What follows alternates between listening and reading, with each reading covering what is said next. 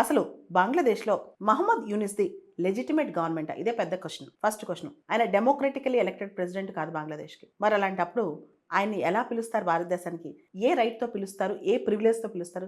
రెండోది, రీసెంట్గా మనకు తెలిసిన విషయం ఏంటంటే పాకిస్తాన్ చెందిన ఐఎస్ఐ ఇతర గ్రూప్స్ బంగ్లాదేశ్ టెరిటరీలో కాస్త యాక్టివ్గా ఉన్నాయని, ఇండియాకు వ్యతిరేకంగా అవి పనిచేసే అవకాశం కూడా లేకపోలేదన్నమాట. అసలు మహమ్మద్ యూనిస్ ఇదంతా ఎందుకు ఎంకరేజ్ చేస్తున్నాడు? గత సంవత్సరం ఆగస్టు మాసం నుంచి ఇప్పటి వరకు బంగ్లాదేశ్లో హిందూస్ మీద అటాక్స్ జరుగుతున్నాయి. దానికి సంబంధించి మహమ్మద్ యూనిస్ ప్రభుత్వం ఏం చర్యలు తీసుకుంది?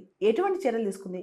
ఇది కూడా ఇంకో ప్రశ్న. ఇవన్నీ పక్కన పెడితే మొన్న ఫిబ్రవరిలో మోడీ గారు అమెరికాకి వెళ్ళినప్పుడు డొనాల్డ్ ట్రంప్ ఒక మాట అన్నారు, బంగ్లాదేశ్ విషయం నేను భారత్కు వదిలేస్తున్నానని. ఇది కూడా మనం గుర్తుపెట్టుకోవాలి. అంటే అమెరికా బంగ్లాదేశ్ అంశంలో భారత్ ఎలాంటి స్టాండ్ తీసుకుంటుంది అనేది అమెరికా కూడా వెయిట్ చేస్తుంది. అంతేకాదు, డొనాల్డ్ ట్రంప్ ఎలక్షన్ క్యాంపెయిన్లో బంగ్లాదేశ్లో హిందూస్ పైన అటాక్స్ని ఖండించారు కూడా. మరి ఇవన్నీ జరుగుతున్నప్పుడు ఇప్పుడు మొహమ్మద్ యూనిస్కి సడన్గా ఇండియా నన్ను పిలవలేదు, చైనాకి వెళ్లాల్సి వచ్చింది, చైనా కార్డ్ ఇండియాకి వ్యతిరేకంగా ఎలా ప్లే చేస్తున్నారు? మీరు నేపాల్ గమనించిన, బంగ్లాదేశ్ గమనించిన, తెలివిగా మన చుట్టుపక్కల దేశాలన్నీ కూడా, మన నైబరింగ్ కంట్రీస్ అన్నీ కూడా మాతో చైనా ఉంది, మేము చైనాతో ఉన్నాం కాబట్టి ఇండియా మమ్మల్ని ఇప్పుడు అక్కును చేర్చుకోవాలనుకుంటూ ఉంటారు. చైనా కార్డ్ ప్లే చేస్తే ఇండియా దాన్ని ఎలా తీసుకుంటుంది? ఇది కూడా పెద్ద ప్రశ్న అనమాట.